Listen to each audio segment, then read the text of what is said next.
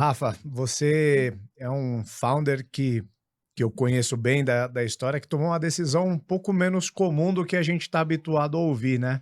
Eu me lembro que em algum lugar ali em 2018, 2019, a gente almoçou, você queria me contar, você já estava numa jornada de uma startup que estava tracionando, que estava indo bem, mas você tomou a decisão ali de, naquele momento, de sair da startup, você já tinha um papel de co-founder ali, deixar os outros fundadores tocando o negócio, que você queria recalibrar ali a tua jornada, eventualmente voltar para o mercado para estudar melhor as possibilidades. Hoje você está em outra jornada com outra startup. Eu queria saber se a decisão que você estava tomando naquele momento daquele almoço, se você se arrependeu dela ou não.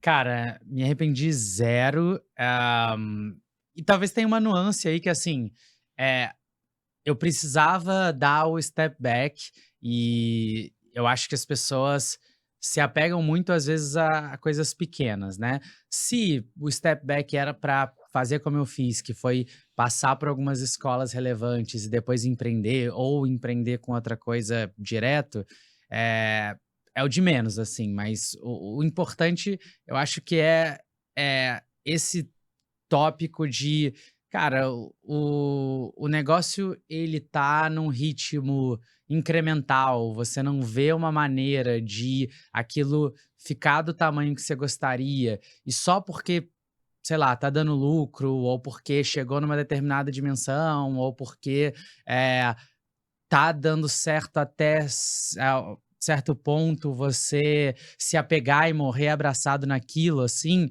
ah, é um negócio que eu nunca consegui entender, e eu acho que acontece com muita gente, né. Então, eh, mais tarde, depois, você vai entender esse ponto de, incrementalidade versus fazer alguma coisa que muda o jogo, mas olhando pra trás eu vejo que era isso, assim, foi muito mais importante dar um passo pra trás pra dar alguns pra frente, e é curioso que não é tão comum que isso aconteça, Sim. né, porque, velho, tipo, você tem um custo de oportunidade gigantesco com a sua carreira, com a sua vida, com os anos que você vai gastar, eh, e para mim, foi muito isso que eu visualizei, assim: "Cara, esse business, para eu fazer com que ele se torne gigante, quantos anos eu vou ter que gastar, o que que eu vou ter que mudar nas premissas da parada, será que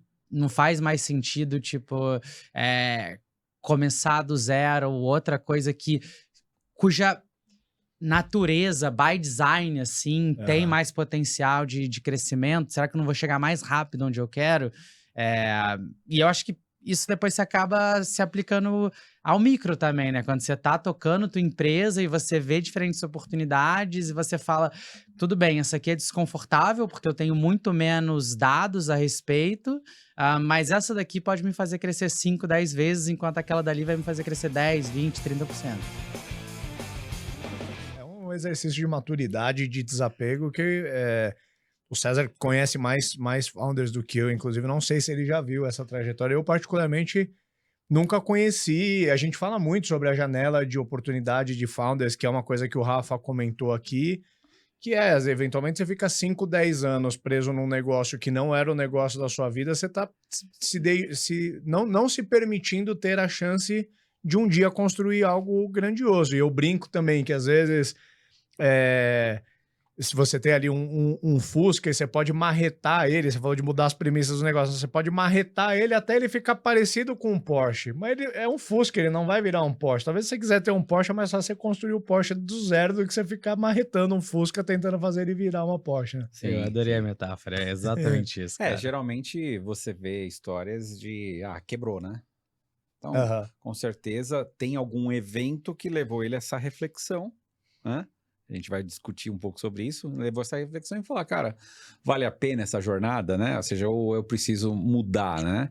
Eu acho que tem né, um ponto já, né? Se eu já for adiantar um up, né? Ou seja, é muito difícil, é fácil a gente falar que, empreender ou gerenciar é saber falar ou não, né? Mas saber falar um não quando você já está dentro de algo, né? Sim. E sair e acabar com o negócio é muito difícil, porque o empreendedor é muito treinado. Não, você tem que persistir, cara. Se você acredita no seu sonho, Vai. Não, você tem... O teu sonho tá muito acima do que é a empresa. Eu acho que essa é o que você tá falando, né? Tava muito Total. acima do que tava na empresa, né? E Total. aquilo era um veículo para realizar seu sonho. Se aquele veículo não tava, deixa eu mudar de carro, né? Sim. Então, eu acho que tem uma história bacana. Não é comum, né? A tua pergunta, né? Falando isso realmente não é uma coisa muito comum, né? Mas vocês falando agora, eu lembro que foi um arco, assim. Você passa muito tempo pensando, putz, se eu der um step back aqui, eu tô atestando o meu fracasso, assim. Meio que a empresa é o reflexo da minha competência. Se eu tô Sei. dando errado com ela, eu vou dar errado no qualquer coisa que eu fizer, assim. E é muito engraçado, né? Tipo, depois passa o tempo, você coloca em perspectiva e você fala que bobagem. Sim. Mas é engraçado. Eu sempre brinquei isso, que a minha bola de cristal nunca foi muito, né, muito calibrada, né? Porque é fácil depois você contar a história, né, que passou, né? E a gente conta do jeito que é mais adequado, né? Você cria uma narrativa, né? Mas sempre, assim, é decisão tomada e aí a partir dela eu parto para avançar, né?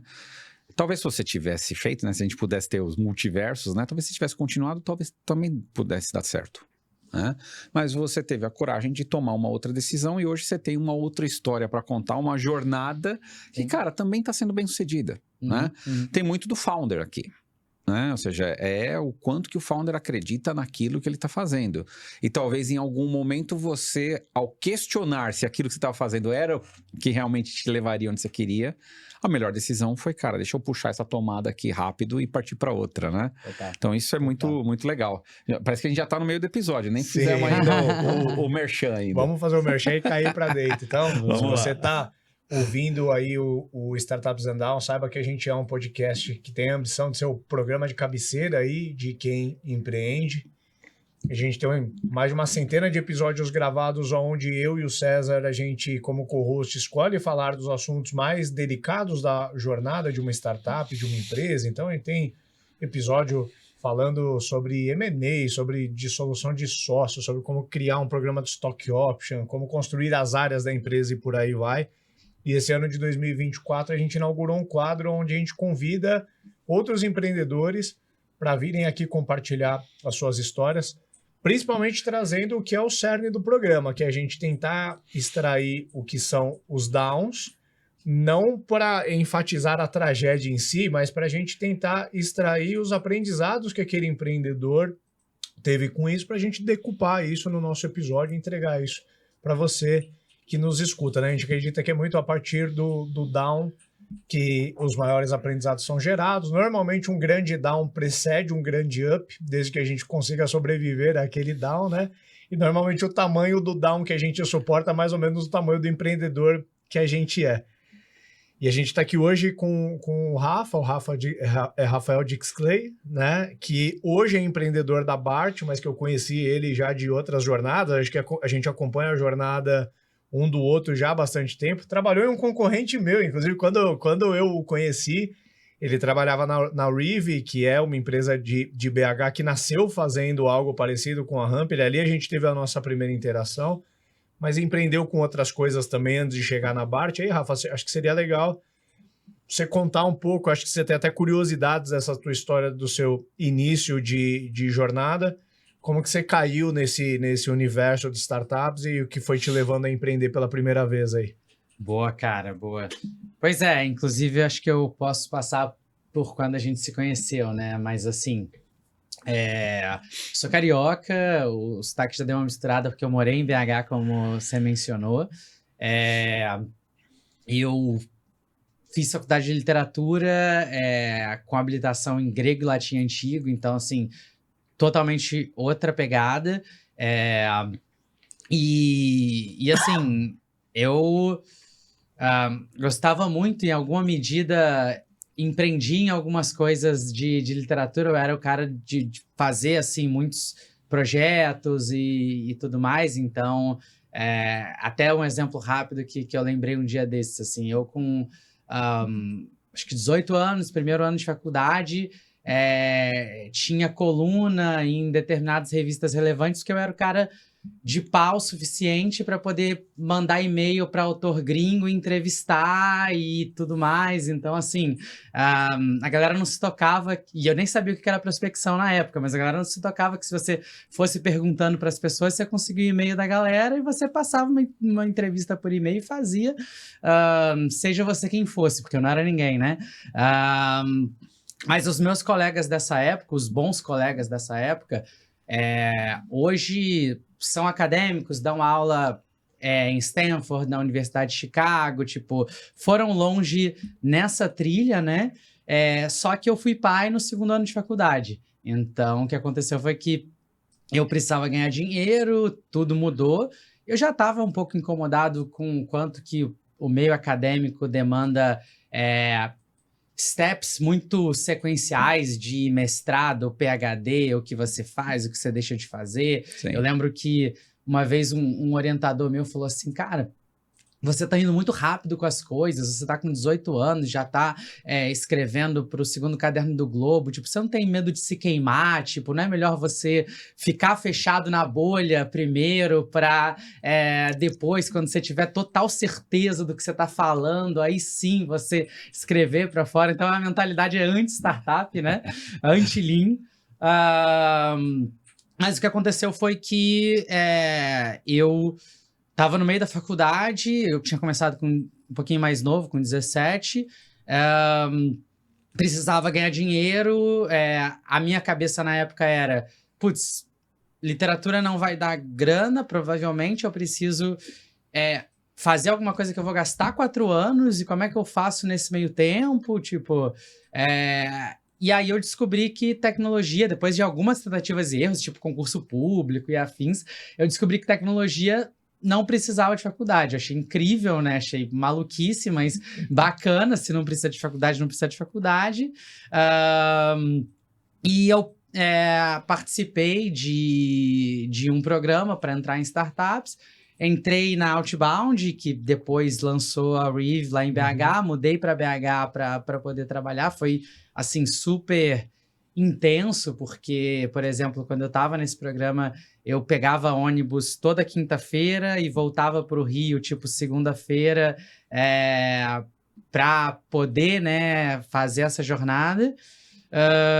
E aí passei um tempo lá, depois vim para São Paulo empreender, começar a Talent, foi quando eu conheci o Ricardo, e aí foi curioso, né, porque eu já conhecia a Hamper de concorrência, e cara, tipo assim, a gente teve uma conversa super boa, e Sim. meio que assim, foi aquela coisa de você falar, caramba, tipo, do outro lado tem outra pessoa, assim, sensacional, super gente boa, e etc. E daí, a Talent, como a gente comentou, foi a primeira empresa que eu toquei como empreendimento, mais ou menos ali por uns 2 anos e pouquinho. Começou a não crescer no ritmo que eu gostaria. E aí eu falei, bom, eu vou entender essa galera que são futuros unicórnios, o que eles estão fazendo diferente, vou ganhar grana, vou fazer conexões mais estratégicas do que eu tenho hoje. E aí eu fui para Acreditas, que era um cliente da Talent na época. A Talent era recrutamento e seleção, é isso? Era, a gente... né? Ela existe ainda. Existe ainda, é verdade, é verdade. Ela foi adquirida num deal por um search fund, para ser mais preciso. Mas o que aconteceu foi que ela começou com headhunting tech-enabled, então basicamente ajudar candidatos, e pouco a pouco ela foi integrando uma parte de gestão também de processo seletivo, à la Gup, Kenobi e etc. Mas mesmo quando você olha para essa tese, assim, o mercado brasileiro está demorando muito para amadurecer em relação a abraçar software de recrutamento e seleção e assim vai. Então, eu fui para Acreditas, a gente tinha clientes legais como Acreditas, Quinto Andar, Vetex, etc. Ninguém era unicórnio ainda, não existia, né, no Brasil. Eu lembro que existia uma discussão sobre se era possível ter unicórnio no nosso mercado, não sei o quê. Mas eu era mais bullish sobre esse tema, fui para Acreditas, montei muita coisa legal lá, depois passei pela Loft, montei o braço de produtos financeiros por lá, e tava no Olist quando eu conheci o meu sócio, a gente começou a Bart, tava fazendo internacionalização, principalmente para o México. Isso tem o quê? Agora já tem uns quase 3 anos que a gente começou a Bart. Então, foi um período aí de o quê? Uns 4, 5 anos no mercado até eu voltar a empreender de novo. Apesar de que no meio do caminho entrou pandemia, eu fiquei entediado e aí eu fiz um business em paralelo ao meu trabalho na Loft, que foi uma escola de gestão de produto, que depois eu vendi, que, enfim, também foi uma aventura empreendedora interessante, apesar de não ser startup, não ser para escalar, não ser nada disso. Então, Legal. era outro modelo operacional. Bem legal. Eu queria dar um zoom, Rafa, nessa parte da talent, brand, né? Da decisão que você tomou. Como que foi, tipo, assim, a motivação? Como que foram as conversas internas? Porque eu imagino que você tinha sócios, e aí como que vocês iam, pô, quem continua e como continua? Como que eu saio? E também a difícil decisão de alguém que já tinha se assumido empreendedor, que já estava nessa jornada por uns anos, de falar assim, pô, eu vou voltar para o mercado. Eu acho que dentro de você tinha uma convicção que se eu quero construir alguma coisa do tamanho de um unicórnio, talvez a melhor maneira de eu aprender seja eu trabalhando dentro de alguns deles antes. Mas para quem olha de fora, e se você minimamente se importa com a opinião de alguém, pode falar, olha lá, o empreendedor deu errado, voltou, pegou um emprego em algum lugar. Como que foi lidar com esse monte de coisas? Cara, é engraçado, porque essas percepções, né, essas coisas que as pessoas assumem acontecem em todas as direções, por isso que não dá para ligar, né? Eu conheci 2 founders espanhóis um dia desses, que a startup deles está voando, de pagamentos também, então a gente trocou um pouco de benchmark, e os 2 acho que estavam no Morgan Stanley, alguma coisa assim. E eles, ganharam bastante dinheiro, falaram, pô, vamos empreender, vai ser legal pra caralho, a gente tem background, tem não sei o quê. Aí levantaram investimentos relevantes, a startup tá indo bem. E eles falam que até hoje, os amigos deles de Morgan Stanley têm certeza que eles só foram empreender porque eles foram demitidos. Porque não faz sentido, tipo assim, alguém sair do Morgan Stanley. Tipo assim. Então é muito engraçado, né? Tinha uma perspectiva contrária à nossa, exatamente, né? Exatamente. Mas, cara, como é que foi, assim? Primeiro, a Talent foi uma puta escola. Então, assim, eu aprendi muito mais do que na Acreditas, no Loft, no List.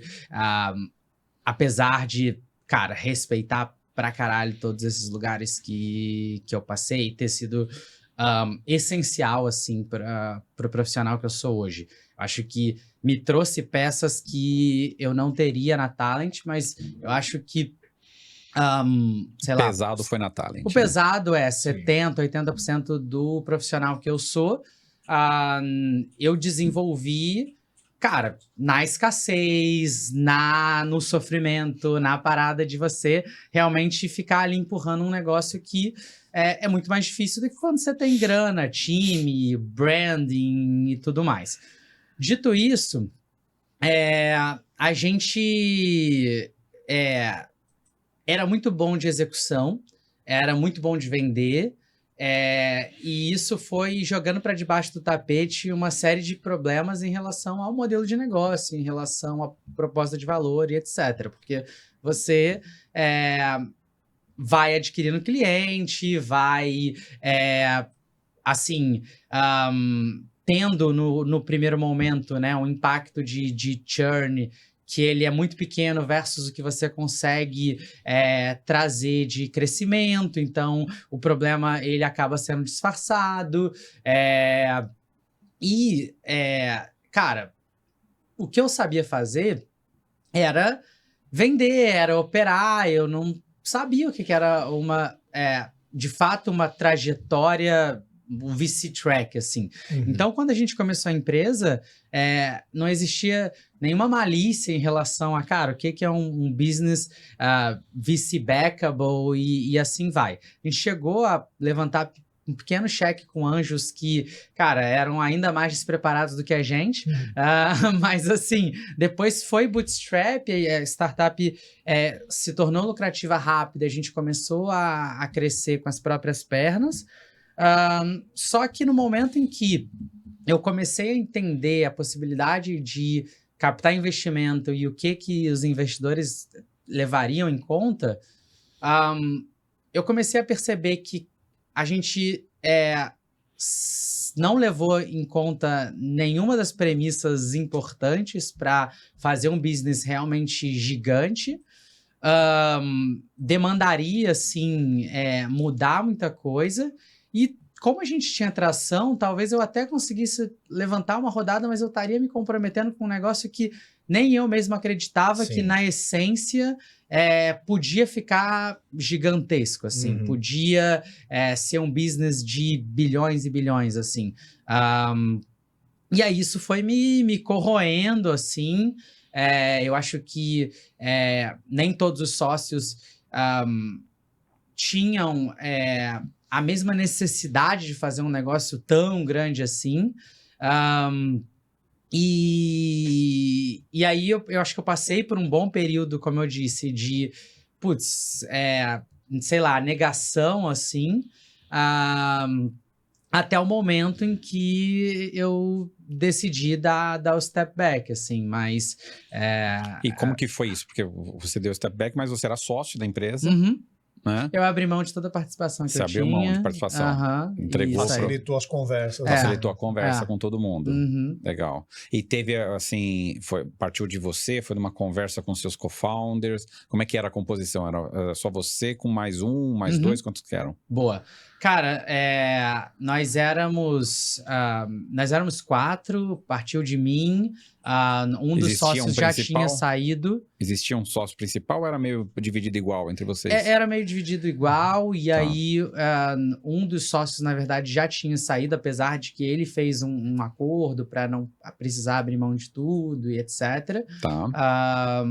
Mas foi isso, eu puxei um dos meus sócios, que estava mais próximo de business, né? A gente tinha também o nosso CTO, mas esse sócio tocava a parte financeira, operações e etc. Falei com ele, foi, tipo, super difícil, meio que a conversa foi para esse caminho de, cara, você tá abandonando o barco, como é que você faz isso, não sei o quê. E depois a gente montou um planinho, mas foi relativamente, assim, tirar o band-aid o mais rápido possível. Baita coragem. Quanto tempo isso demorou? Desde que você falou com ele e executou? Quantos meses isso? Cara, talvez 2 meses, algo 2 meses. nessa pegada. Eu acho que encurtou muito a conversa, porque tirou o que seria, acho que mais difícil, que seria chegar num acordo, né? A partir do momento que você abriria a mão, você meio que deixou o caminho também desimpedido dos sócios ali se replanejarem dentro... Total. Eu acho que tem a perda do valor que você tinha intrínseco no negócio, mas na parte extrínseca a cota você já resolveu, facilitou bem ali o caminho. Total. Eu imagino que você teve dali uma temporada trabalhando dentro dos unicórnios, né? Trabalhou na Acreditas com o Sérgio, na Ulisses com o Thiago, e aprendeu a fazer o unicórnio e tudo foi fácil depois, né? Depois que você entendeu, como que um unicórnio se comporta, exatamente, do que ele né? se alimenta, você foi fazer o seu. Eu aprendi a equação e depois era só repetir, agora, né? Sabia que era o fornecedor do chifre. Exatamente. Conta um pouquinho, então, como que foi aí. Aí você passou por essa jornada que você comentou dessas empresas e você se preparou para empreender de novo já dentro de um mercado e um modelo de negócios que você acredita que tem o potencial de realização do tamanho do plano que você já almejava desde aquela época, né? Como que foi esse começo?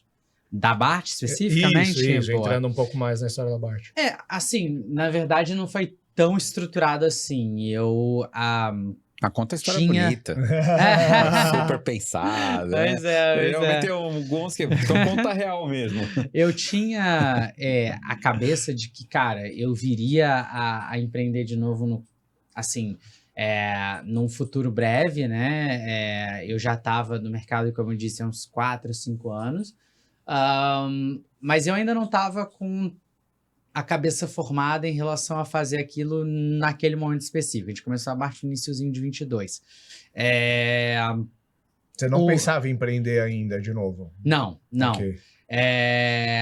E eu também tinha uma questão de que, assim, eu nunca tinha encontrado co-founder, assim. Eu sempre tava de olho e pensava, cara, não existe ninguém ainda que me convenceu.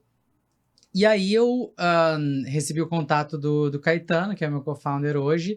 Ele é um português que, na verdade, trabalhava para uma empresa de Londres na época e meio que morava em Londres, mas passou uma temporada no Brasil por causa da pandemia, principalmente Rio, e gostou, né, naturalmente, do calor e das pessoas e etc.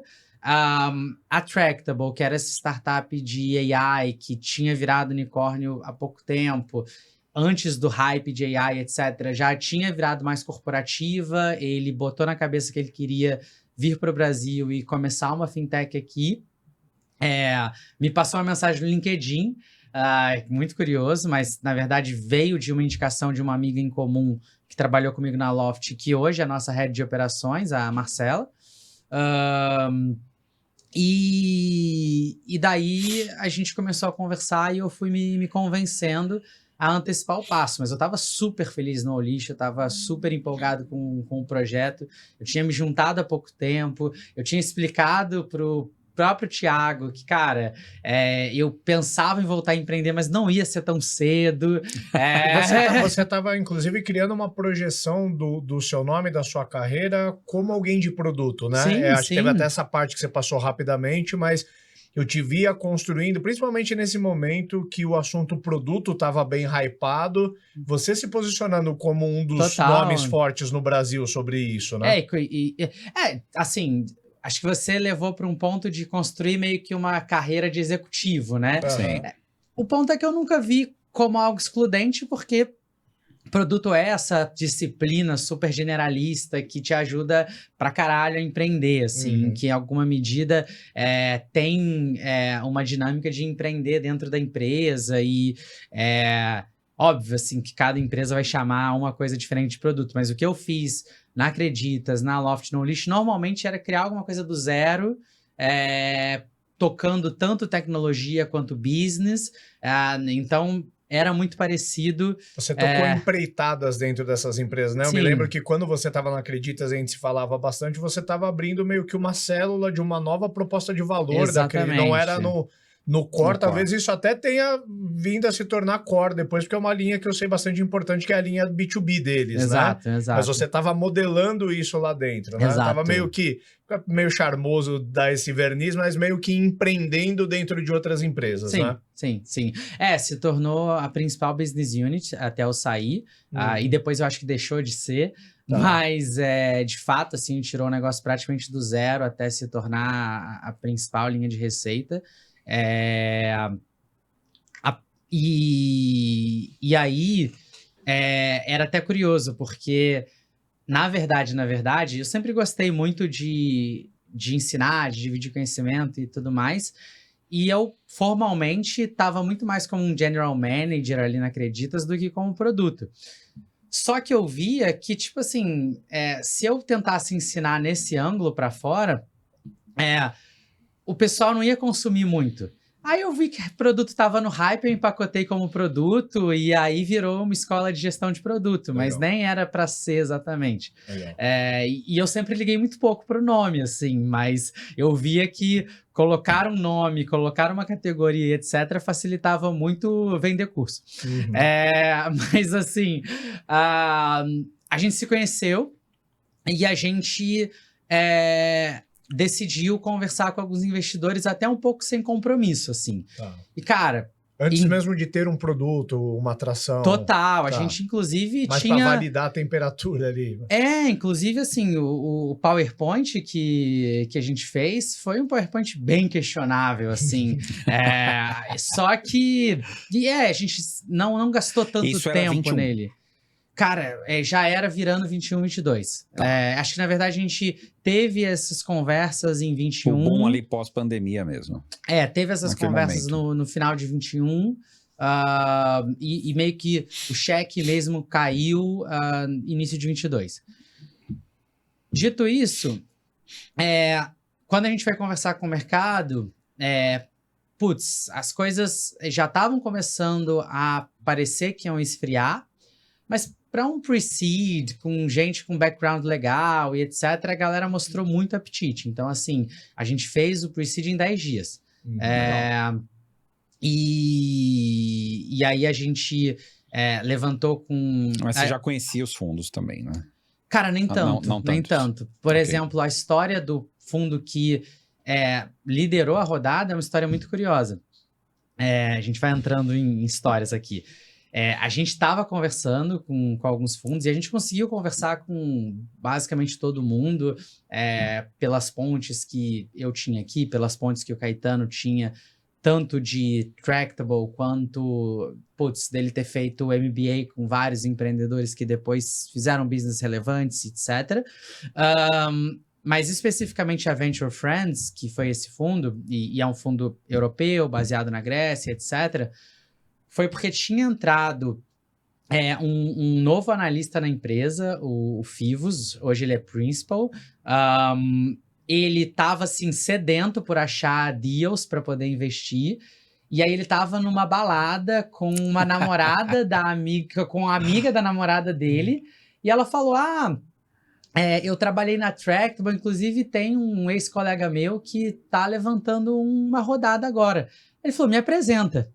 E aí ela apresentou o Caetano para ele. A gente já estava com o term sheet na mesa da GFC. E não eram os termos que a gente queria. E aí ele puxou uma conversa para o dia seguinte. Em 3 dias a gente teve 4 conversas seguidas com eles e, sei lá, no 6º, 7º dia eles botaram o term sheet deles na mesa. Mas assim, até foi curioso porque o fuso da Grécia é muito zoado pra gente, né? Então eu lembro de eu ter feito call 3:30 da manhã e etc. Foi um período super intenso. E aí a gente começou a Bart. A gente começou com esse pre-seed que foi de 1,2 milhões de dólares e foi muito mais confortável do que ter começado a Talent e tudo mais.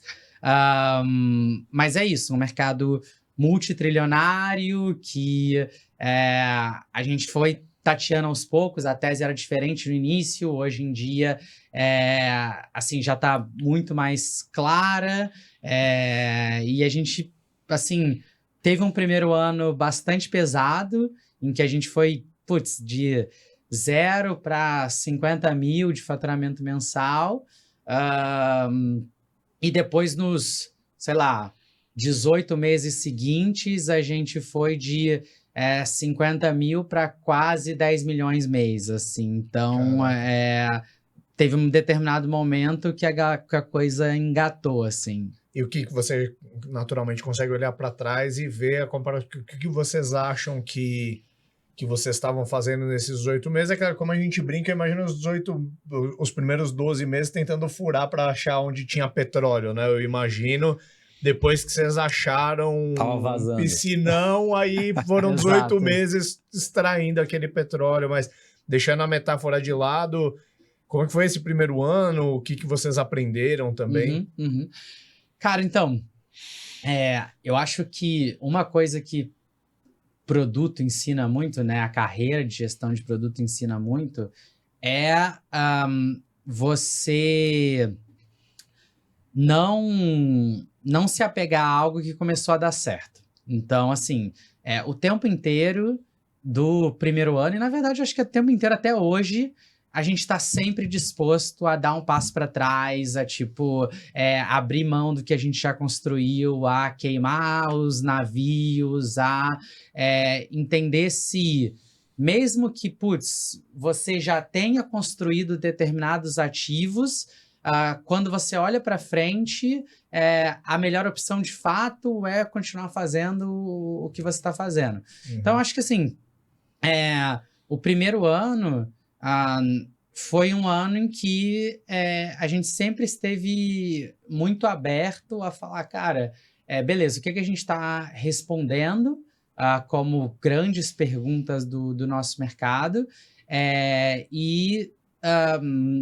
se a gente vai escalar esse negócio mesmo ou não escalar. Apesar de que eu acho que esse negócio de, você acha Product Market Fit, depois começa a escalar, é balela, assim, mas o ponto é, a gente teve várias coisas que a gente poderia ter se apegado no primeiro ano e teria sido horrível. Por exemplo, em 3 meses de operação, a gente tinha 100 clientes.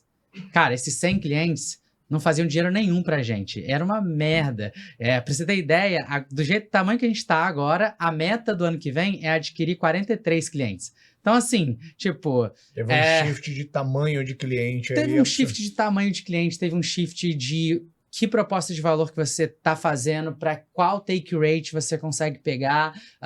Então, o ponto é, tinha um monte de fumaça no primeiro ano, e o tempo inteiro a gente sabia que, cara, isso daqui pode ser fumaça, a gente vai estar muito aberto aqui a corrigir rotas, a fazer o que for necessário, etc.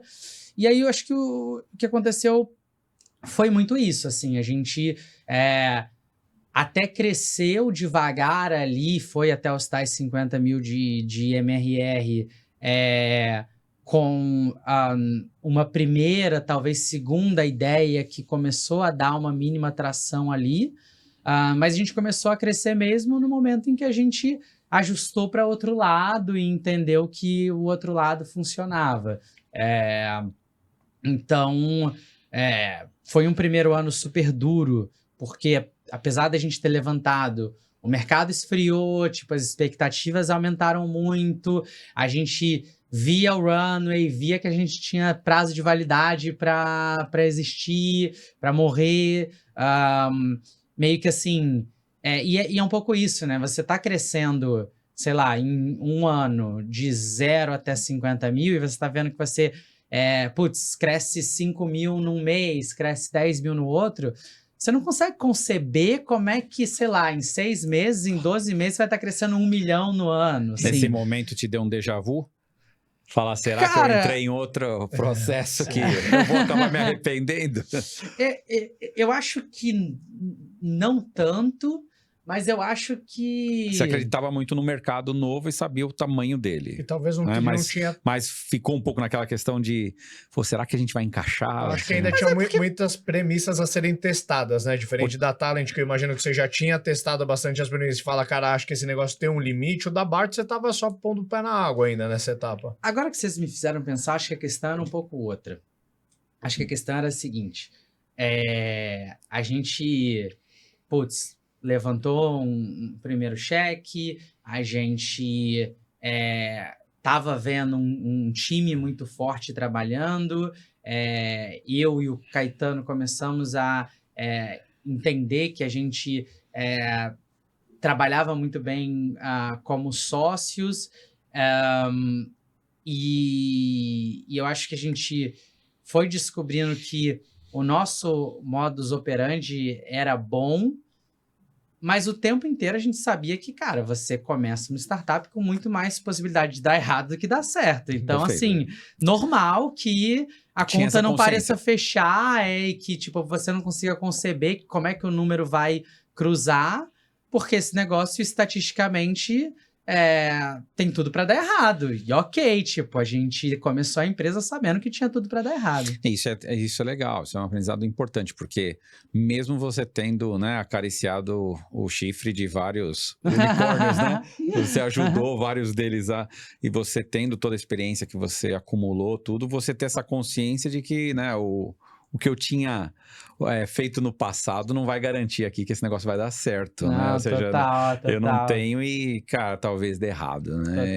Total. Mas você lidou bem com esse momento, assim? Cara, então, isso é curioso, porque assim, eu acho que desde o início, a gente sempre tinha essa racionalidade de falar, cara, as estatísticas estão contra a gente, e a gente sempre tinha um sentimento muito otimista, por algum motivo, e acho que talvez o motivo é que a gente gostava do que a gente estava fazendo. E aí, eu acho que uma coisa que sempre foi muito combustível é que eu gostava de trabalhar para os outros, assim, né? Eu tava feliz. Mas no dia que eu comecei a Bart e que não tinha nada, mas era eu que decidia para onde que a coisa ia, nos mínimos detalhes, eu já comecei com uma satisfação tão grande. Legal. E eu acho que eu já comecei a sentir um dia a dia assim tão mais feliz, que também foi isso, assim, cara. Uhum. Tipo, eu tinha esquecido o quanto que eu gostava de empreender. E eu acho que aquilo também alimentou muito. Tipo assim, cara, se desse errado, teria sido divertido pra cacete, sabe? A gente teria aprendido muito e tudo bem, sabe? Legal, legal. Boa, e aí você teve esse estirão dos 18 meses que você comentou. Eu imagino que não foram os últimos 18 meses da empresa, mas é muito significativo, né? Você sair de 50 mil para 10 milhões. Eu, particularmente, não conheço, deve ter documentado na história, mas próximo de mim eu não conheço alguém que deu um estirão tão rápido. Deu tudo só certo, só sinal verde até aqui? Vocês continuam numa rampagem sem freio algum? Ou vocês tiveram que fazer ajustes pelo caminho? Cara, isso é engraçado. A gente tá mais ou menos com essa idade, né, de empresa, um pouquinho menos de 3 anos. Mas assim, como você sempre traça as metas, né, conforme o teu potencial, foram 18 meses de crescimento exponencial, em que momento nenhum a gente tinha sensação de crescimento exponencial. A gente sempre estava com o cu na mão para poder bater a meta do mês seguinte, e, tipo assim, pensando quanto que a gente não tá conseguindo crescer, o que a gente deveria crescer e etc. Então, zero, tipo assim, a sensação é a mesma do 0 aos 50 mil no primeiro ano. Tudo bem, a gente revisita os números e a gente fala, caramba, chocante que o número já é esse. E depois você passa 5 minutos feliz e volta para casa, senta a bunda na cadeira, começa a trabalhar e continua estressado, porque, tipo assim, talvez você esse mês adicione 1 milhão em vez de 1.200.000 e você se cobra pra caralho porque os 200 mil não estão lá. Então, acho que a sensação de Product Market Fit é zero. Perde a noção, né? Tipo... Cada estágio que você vai alcançando, você não olha para trás, né? Você olha para frente, olha para cima, né? Poxa, eu podia ter alcançado ali. Mas isso é sempre um combustível ali para a equipe? Como que é isso? Ou você, como líder, você acha que você acaba cobrando demais as pessoas?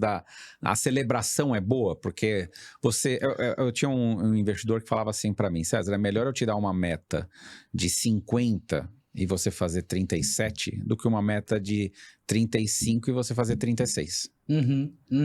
Entendeu? Então, porque eu não vou te premiar pelo quanto você botou na meta, eu vou te premiar pelo quanto você cresceu. Sim, né? sim. Então, a meta tem que ser mesmo lá, né, na casa do chapéu, né?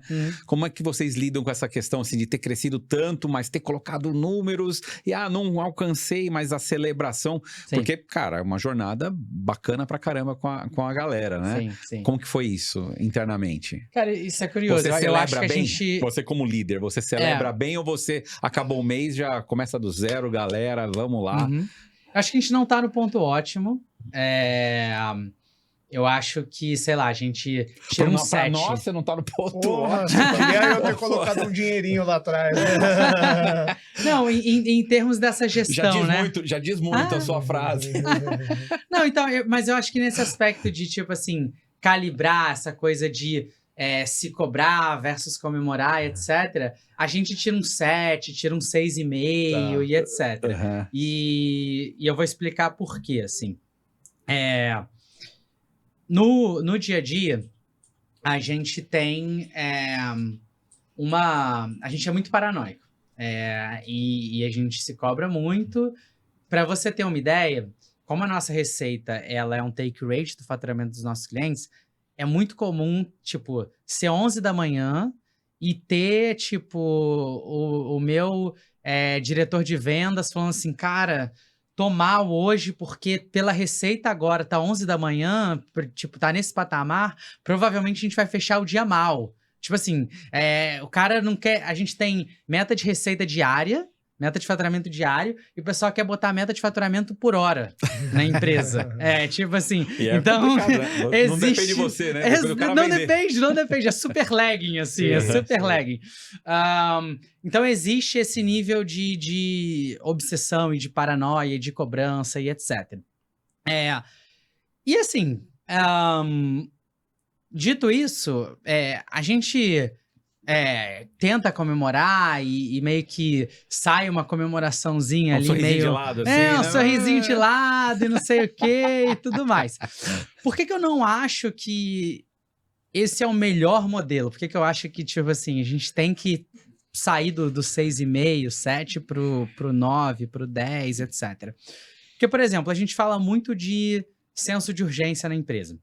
E, cara, realmente, tipo, o pessoal é muito rápido, aparece um problema, tipo, a gente vai parar pra resolver na hora, vai parar pra resolver no dia, nada fica pra depois e não sei o quê.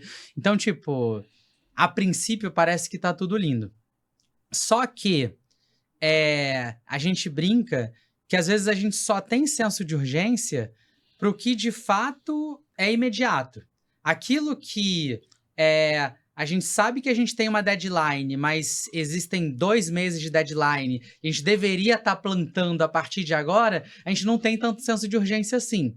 Então eu vejo que assim, a gente ainda está aprendendo a equilibrar esse negócio de se cobrar versus olhar para trás e comemorar, ou olhar para o curto prazo, alargar um pouco mais o que é o médio prazo.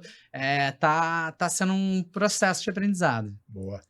Você contou um pouco vocês tiveram que fazer uma adaptação, pelo que eu entendi, do primeiro para o segundo ano do modelo de negócios, que teve também uma puxada para o perfil do cliente, né? Pelo que eu entendi, em algum momento vocês entenderam que ficar no volume, no pulverizado, ia ser um jogo que talvez não ia levar vocês para onde vocês queriam. Acho que vocês direcionaram a máquina mais para clientes maiores, e fica à vontade para me corrigir se eu estiver enganado.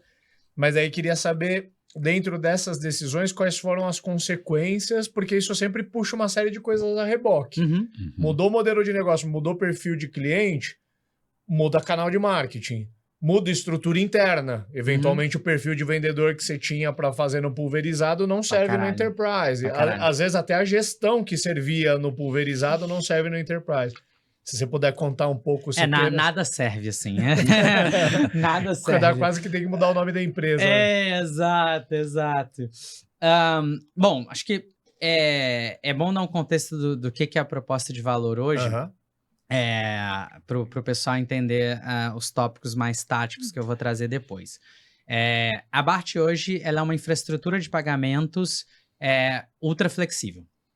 Quem precisa de uma infraestrutura de pagamentos ultra flexível?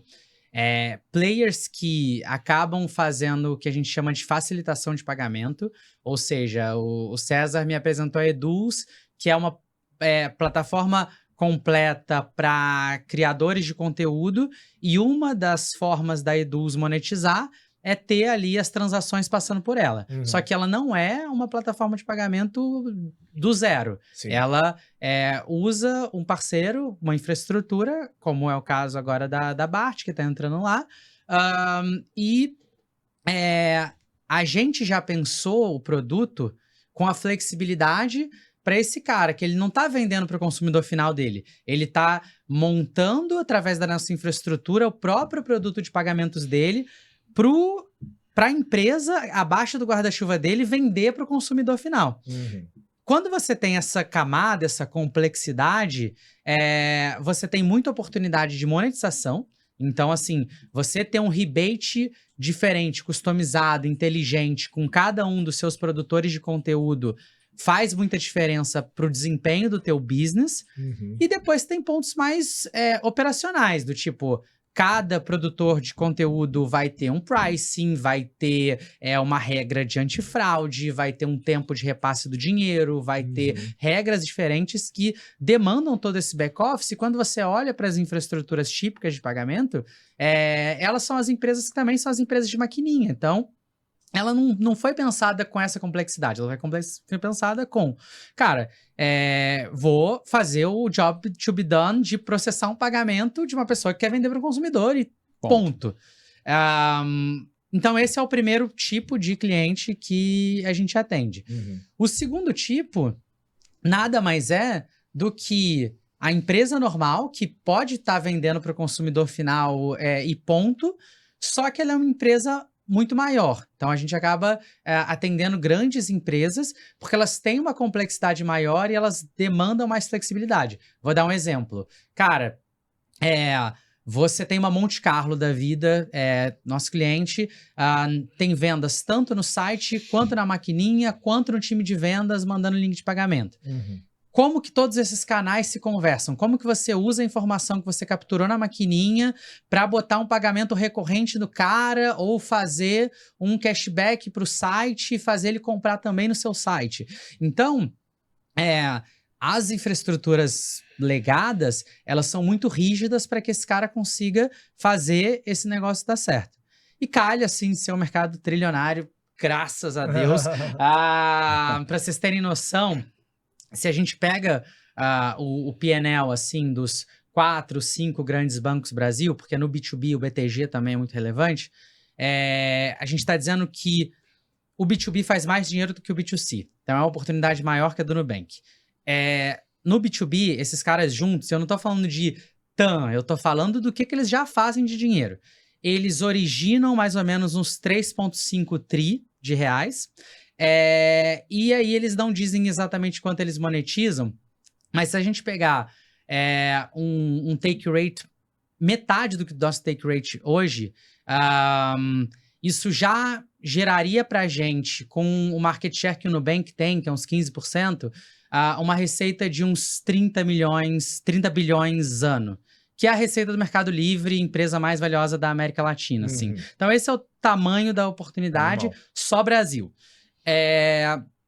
Dito isso, quando a gente foi para empresas grandes, mais complexas, como eu disse, exemplo, Monte Carlo, Mesh, House, etc., a gente foi percebendo que, assim, essa venda estava dependendo muito de nós sócios, principalmente de mim, né, que estava fazendo até esse trabalho de LinkedIn, relacionamento com altos executivos, e aí dependia de eu ir almoçar com a pessoa, e aquele típico founding sales, né, que é uma venda muito mais heterogênea, porque você precisa saber navegar nos fundamentos da conversa que você está tendo ali com o CEO de uma grande empresa. A gente, de modo geral, acaba conversando com o CEO e não com o CFO, curiosamente, assim. E aí, por exemplo, isso para time de vendas, cara, fez a gente ter que, pouco a pouco, demitir todo o nosso time de vendas, que era um time de vendas SMB, processo, inside sales, etc. E montar um time de vendas que ele não faz enterprise, ele faz founding sales. E é uma galera jovem que chama o CEO de empresa grande para almoçar e banca a conversa, e vai num papo de mentoria, porque fez, sei lá, FGV, que nem o cara fez, e aí meio que entra num papo meio de alumni, assim, e o cara padrinha o nosso cara de negócios, mas esse cara de negócios, ele realmente não é o vendedor típico, porque se o produto não tiver uma certa funcionalidade, ele mesmo vai atrás do fornecedor que vai plugar na plataforma para ter essa funcionalidade, ele vai fazer o negócio dar certo, ele vai entender impacto de Selic para os nossos economics. Então, assim, é uma galera muito sensacional, apesar de jovem, apesar de, tipo assim, crua, mas que todos eles querem empreender no futuro, todos eles eu vou investir na física no futuro, e foi o jeito da gente conseguir construir um time de vendas para poder vender para enterprise no modelo que a gente opera. Boa. Legal. E mudança de canal, demais, você contou um pouco de estrutura e etc. Uma coisa é você mirar o seu canhão pro SMB, é um tipo de investimento, né? Um play, e outra coisa é no enterprise. Você precisou olhar para alguma coisa nesse sentido e teve algum impacto de negócio? Cara, pra cacete, pra cacete. O que aconteceu no segunda metade do ano passado, né? Deixa eu ver, a gente levantou o nosso seed na primeira metade do ano passado, e aí na segunda metade do ano passado a gente já estava crescendo bem, mas foi o momento em que a gente foi percebendo que a gente iria pro Enterprise, e assim, Enterprise é uma palavra confusa aqui, né? A gente atende médias e grandes empresas, acontece que mesmo com as médias a gente tem um ticket de enterprise, mas não são necessariamente volumetria, empresas né? gigantes. Exato, É volumetria, né? exato. O enterprise está no sentido da volumetria que esse cara trabalha, né? Até porque, por exemplo, o cara é um facilitador de pagamento, ele é um marketplace. Sim. Ele move muita grana porque ele move grana do ecossistema dele. Perfeito. Então, esse cara pra gente é Ideal. filé, apesar de não necessariamente ser uma startup tão conhecida, Aham. etc. Anyway, e aí, cara, a gente tava vendo que o canal de mídia paga que tinha funcionado tão bem até então tinha batido um teto. Trazia empresas até um determinado tamanho e a gente já tava falando pro time, gente, eu não vou aumentar o time de vendas. Eu vou passar a recusar, a aumentar cada vez mais o piso de cliente que eu atendo, e a gente vai continuar fazendo as campanhas e recusando cada vez mais lead. Só que começou a chegar um momento que a gente falou assim, putz, o nosso cliente ele fatura pelo menos 2 milhões por mês no cartão de crédito. E o cara de mídia paga, ele já não estava nesse patamar. Só que aí, a gente começou a fazer algumas parcerias que eram canais indiretos e que estavam sendo maravilhosos, assim. Então, ERP verticalizado por indústria. Então, o cara acabava integrando com a gente, indicando para os clientes dele, porque ele recebia um rebate e a gente expandia com um canal super eficiente na base dele. Ou os players agora que são orquestradores de pagamento. Então, a gente entrava como provedor dentro de um orquestrador de pagamento e aí ele distribuía para a base dele. Tudo isso estava sendo sensacional, não crescia no ritmo que a gente precisava. Uhum. E aí a gente falava, puta que pariu, o que a gente vai fazer em 2024? Porque, assim, é lindo, o CAC LTV é lindo, eu não consigo apertar um botão e fazer essa porra crescer, que nem eu fazia com mídia paga. E a gente já tinha tentado outbound antes, não tinha dado certo. A gente falou, cara, a gente vai ter que revisitar o outbound, como é que vai ser, como é que não vai ser. Sendo que o time, eles sentiam uma falsa sensação de produtividade recebendo lead de marketing. Uhum. Então, assim, eles recebiam lead de mídia paga, eles tinham metas muito claras, tinham um funil muito claro, conversão muito clara, tava o dia inteiro atendendo o cliente que queria a solução. A impressão que eles tinham era de que tava dando tudo certo. Podia ser um pouco mais incremental o crescimento, mas tá dando tudo certo. E aí a gente falou, cara, ou a gente despluga da tomada e o pessoal sente o choque de realidade, ou a gente não vai fazer uma coisa nem outra. E aí, de um mês pro outro, a gente desligou a mídia paga, o pessoal ficou ocioso, e a gente falou assim, cara, ou vocês arrumam o que fazer, ou vocês arrumam um cliente, ou vocês vão ficar sem, tipo, gerar R$1 de resultado, porque eu não vou te trazer lead por marketing. E aí, no processo de tentativa e erro, a gente foi achando a mão, cara. Legal. Boa. E qual que foi o caminho, afinal? Foi mídia paga, testou outbound, sem abrir muito da sua estratégia, mas... Não, eu posso abrir, a gente é 100% transparente, cara. Foi outbound, mas foi um outbound muito mais complexo, muito mais account-based marketing, Ok. assim.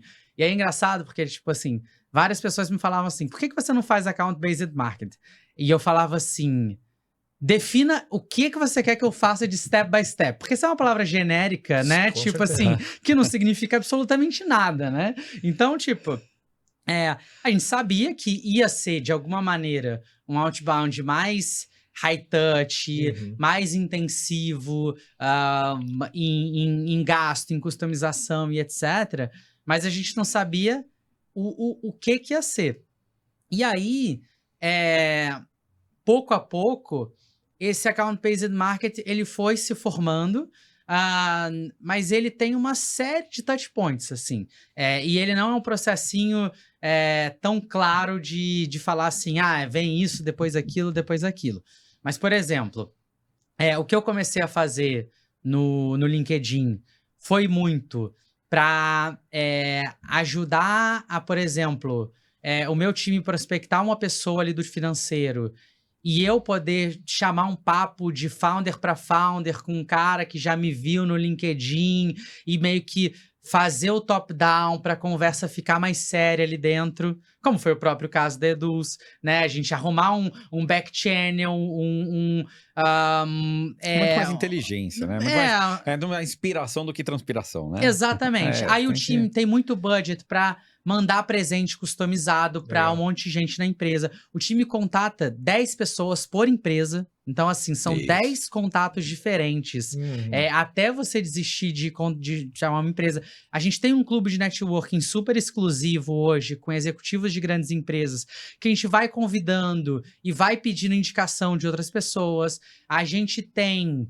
O que mais? Patrocínio de outros clubes, dessas missões que vai executivo para o Web Summit, para a China, para não sei onde, fazer networking. A gente também começou a ter muito mais essa coisa de, poxa, vamos ter no nosso time pessoas que são ou ex-empreendedores ou futuros empreendedores que acaba arrumando ponte com a ponte para chegar onde a gente quer nas empresas. Aí agora a gente está lançando um report sobre as melhores empresas em determinados aspectos para poder massagear o ego ali das pessoas e conseguir uma entrada. Então, é um pacote de coisas assim muito, muito amplo que a gente está fazendo. Que chamam ABM. E chama BM, exatamente. Exato.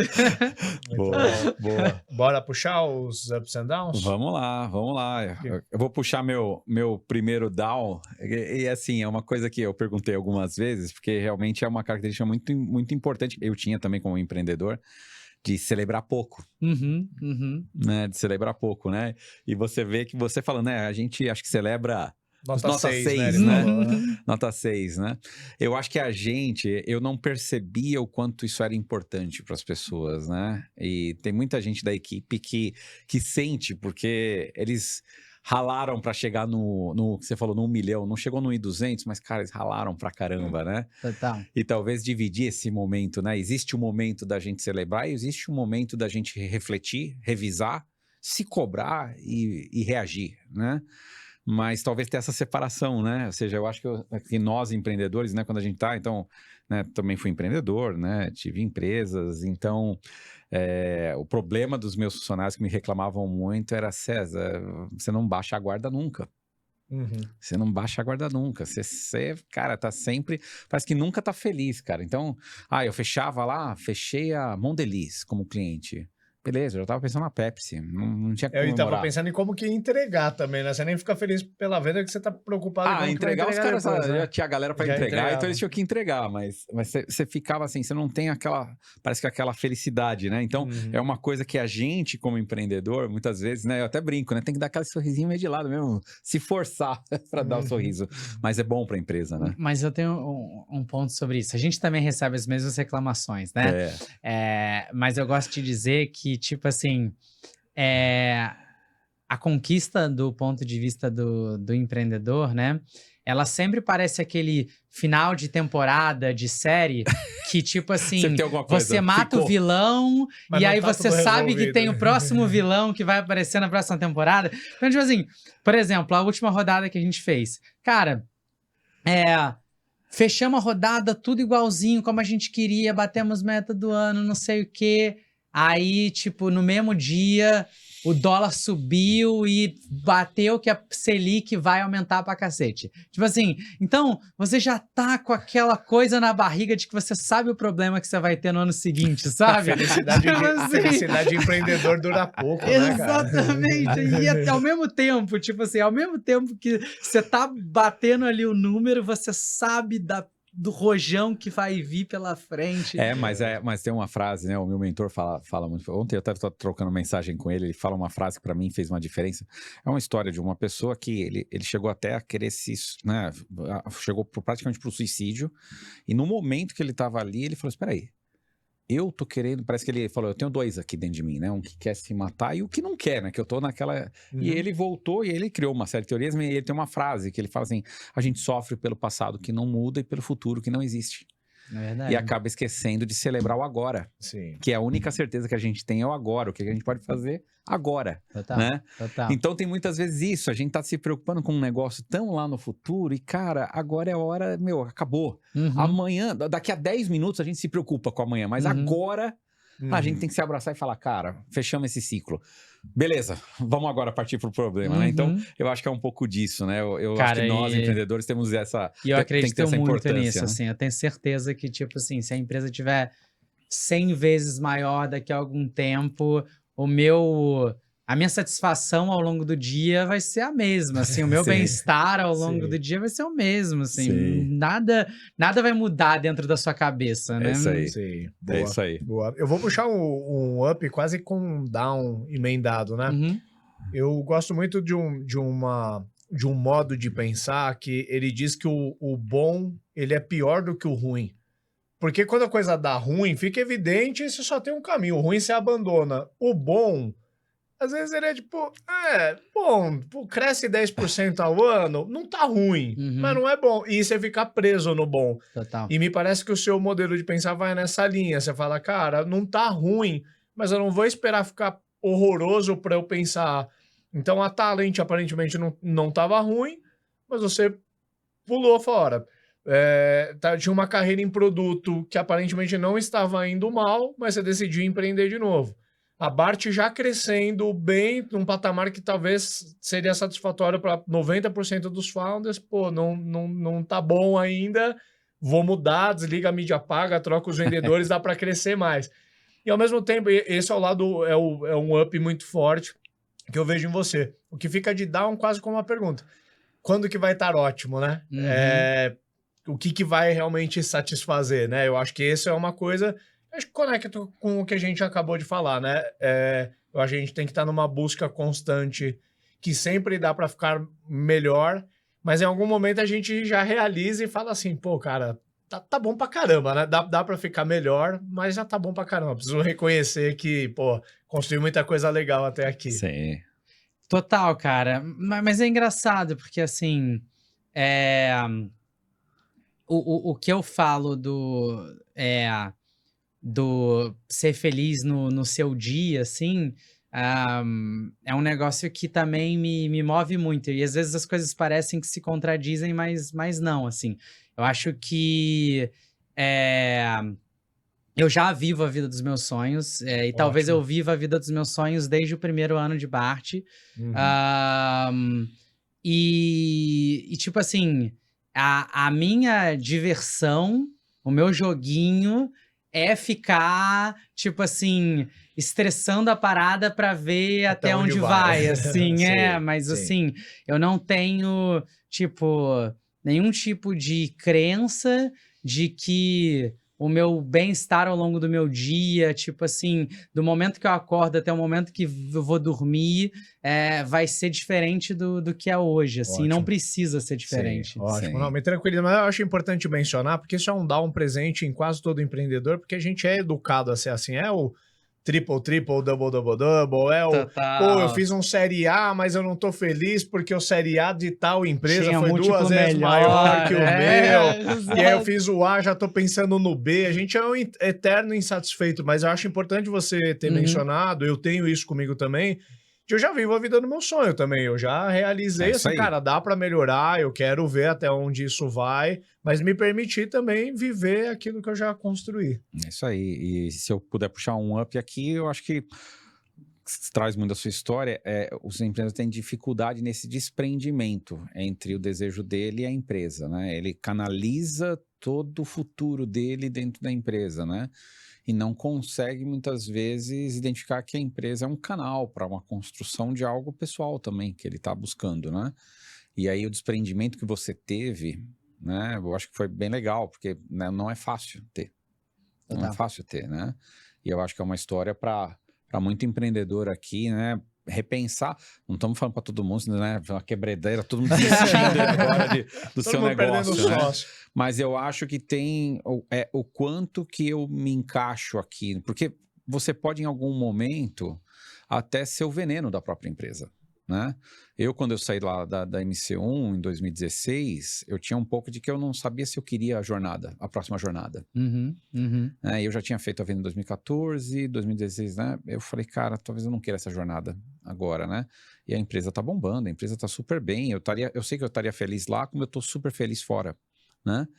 Mas chegou um momento, né? É um momento, e todo mundo me questionava muito isso, né? Poxa, como você se desligou rápido do negócio que você criou do zero, ficou 13 anos lá?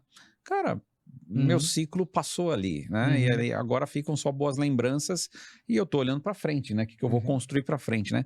Então acho que esse desprendimento que você falou, para mim é uma coisa muito importante dos empreendedores trabalharem isso neles. Total. Né? Total. Aí, parabéns aí pela história. Muito bom. Imagina. Valeu, Obrigado, Rafa. cara. Obrigado Muito bom, aí, valeu, cara. Rafa. Parabéns pela história também. Adorei a conversa. Muito, muito foda o modo que vocês tocam e o projeto. Você falou uma frase que eu achei sensacional. No iniciozinho, que o tamanho do empreendedor é o tamanho do... O tamanho do down que a gente é capaz de superar meio que delimita o tamanho do empreendedor Isso é ali, foda, né? cara. Isso é foda. Animal. Mas Isso que obrigado, marcou. gente. Tamo Adorei. junto, Rafa. Tamo Obrigado junto. aí. Valeu, Valeu. Rafa. Abraço. Abraço.